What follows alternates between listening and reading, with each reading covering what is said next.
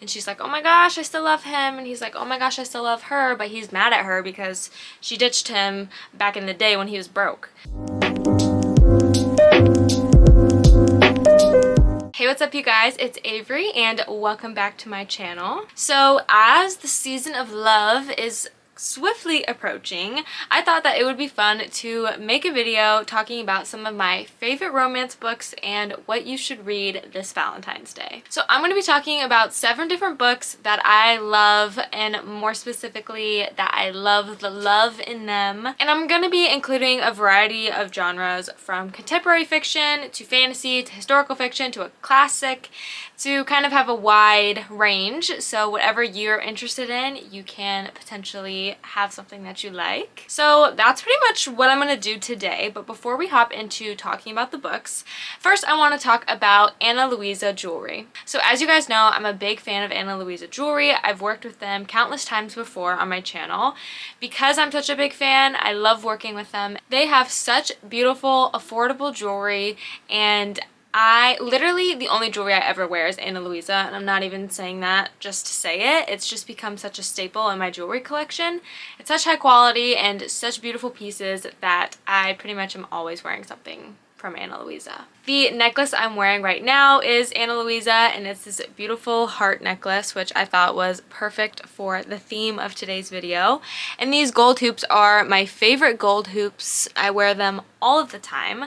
And so I'm just a big fan, and luckily for you, Ana Luisa is having a Valentine's Day sale, and you can use the link in my description to get 25% off of your order, because they just want you to celebrate love by buying something for the people that you love in your life, or also self-love is important. Buy something for yourself. Ana Luisa is really high quality jewelry, but it also comes with a 2-year warranty just in case anything were to happen to one of your pieces. You can get it replaced. And they really have something for everybody, so I definitely recommend checking them out, especially with this sale going on. You can get a great deal on some beautiful jewelry for yourself or for someone that you love in your life. Okay, so let's jump into it and talk about some of my favorite romance books. Well, okay, these aren't even necessarily romance books, but they are books that have romance in them, and I just love the romance in them. So the first book that I love, which I've talked about recently, is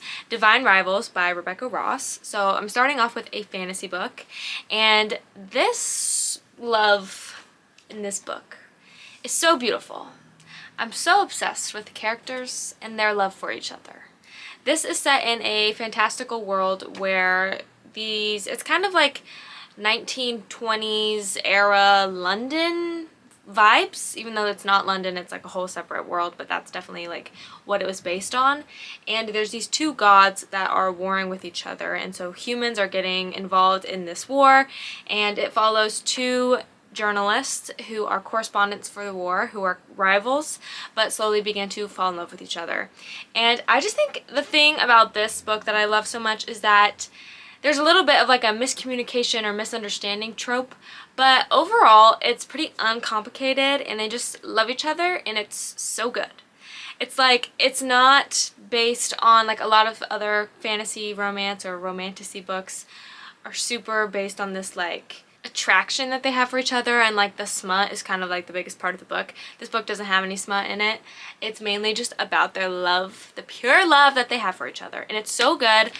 The second book is also really good. It's a duology. Definitely recommend for anybody who loves romance, but also a little fantastical element as well. Like, it's not insane world building or anything like that.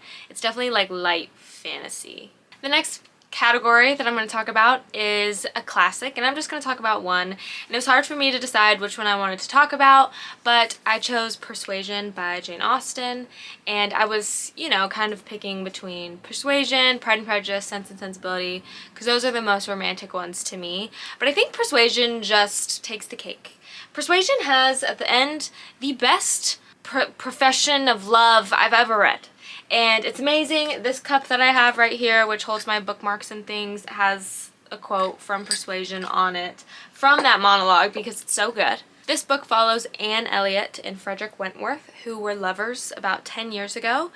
And then because of her meek disposition, Anne was dissuaded persuaded to not marry him. So he goes away and then becomes this amazing captain, and has a lot of money and becomes really honored, and he comes back and she's like, oh my gosh, I still love him, and he's like, oh my gosh, I still love her, but he's mad at her because she ditched him back in the day when he was broke. But it wasn't because she didn't love him, it was just because she was very easily persuaded.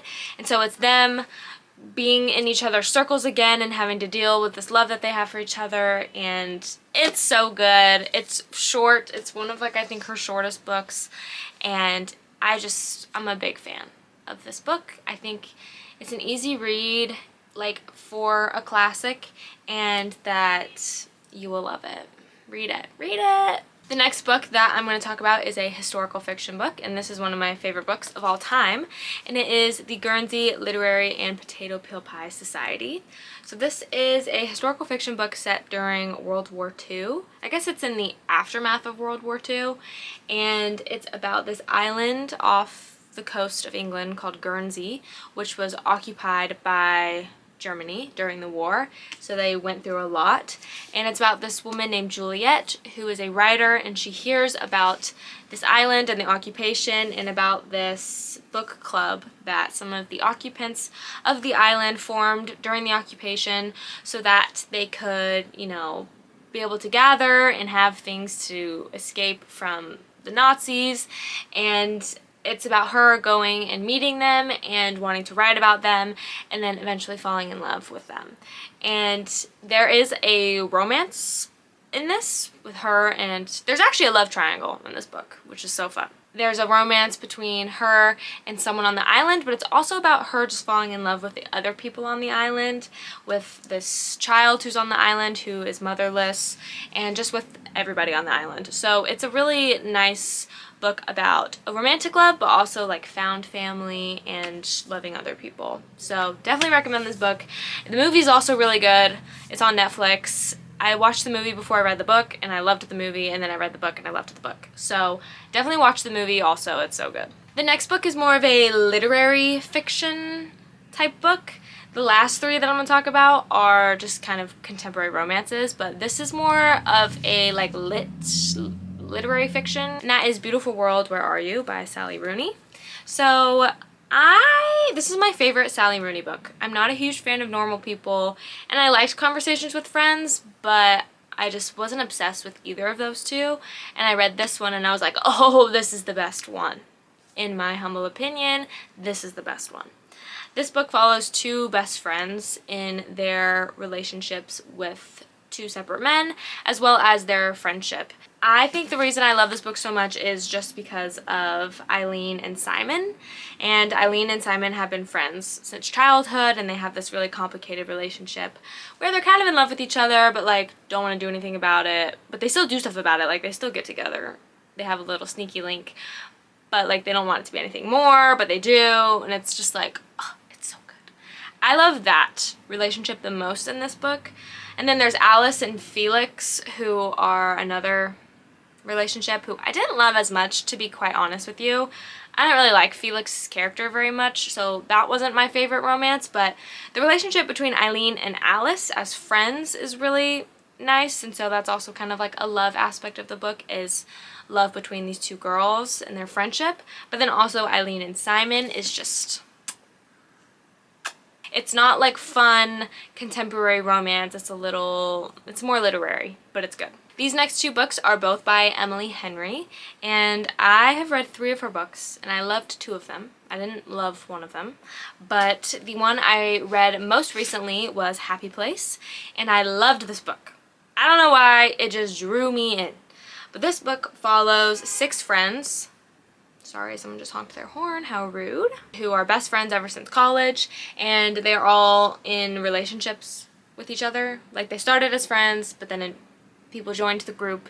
There's 6 of them, and they're all coupled up. The main character and her fiance break up without telling the rest of the friend group, but they have this last year to go to this beach house, which they go to every single year, and they don't want to ruin it for everybody, so they decide to fake date so that they can just have like one last nice week in this beach house. But then they have to, and it goes back and forth between them being there in the present, but then also flashbacks to them meeting, them falling in love, and then eventually figuring out why they broke up.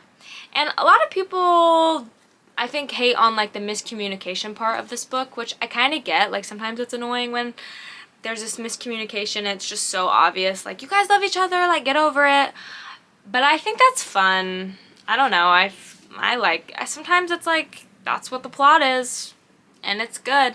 I also liked the friendships in this book a lot. So like a great example of found family love, which is also good for Valentine's Day, you know? And then the next book by Emily Henry that I love and would suggest is Book Lovers. Don't mind the tag. I just haven't been able to take it off without knowing it's gonna leave like a goo behind, and then I don't have Goo Gone or anything to like fix it, so I'm just leaving it on there until I can do that. This book follows these two characters. The girl is a literary agent and the man is an editor, and they hate each other because they had this kind of like bad experience with each other at one time, so now they just don't like each other. But they both end up in some random town in North Carolina. Nora is the girl, and she ends up going on a little girls trip with her sister to this town in North Carolina, and then he ends up also being there, surprise surprise, and it is about them falling in love, even though they like hate each other, but they're a lot more alike than they think. And I just remember thinking that this book was really good, and I just liked it a lot more than Beach Read by Emily Henry. I'm not a big fan of that book, and this one was better. So love it, read it. Okay, and the last book I have saved to last because this one is just like, oh my gosh, will pull at your heartstrings like nothing else I've ever read. I've talked about it on this channel a little bit before, but it's One True Loves by Taylor Jenkins Reid. This book I read it in I think a day or two because I was so engrossed and so like, oh my gosh. But it's about this girl who marries her high school sweetheart, and they're very much in love and have a wonderful life together. And on their year wedding anniversary, he goes up in a helicopter, and the helicopter goes down over the ocean, and he is pronounced dead. So she's like, what? Like, how do I continue to live my life when this just happened to me? So she's reeling and grieving, and she moves back home, and she rekindles her friendship and eventual romance with another boy that she knew growing up, and she falls in love with him and they get engaged. This is all in the back of the book, so don't even worry about me spoiling it for you. But then bam, guess who's not dead? Guess who was surviving in the middle of the ocean? Her husband. So he comes back and she's like, huh? It's been years and years and years, but he's been waiting to see her, but she's moved on, but she still loves him. She basically loves them both, which is why it's called One True Loves. She loves them both, and she has to decide what she's going to do. And I just remember being so racked this entire time. I was like, who's she gonna pick? I don't know who she should pick. I have thoughts about who she should pick, but also what? It was crazy.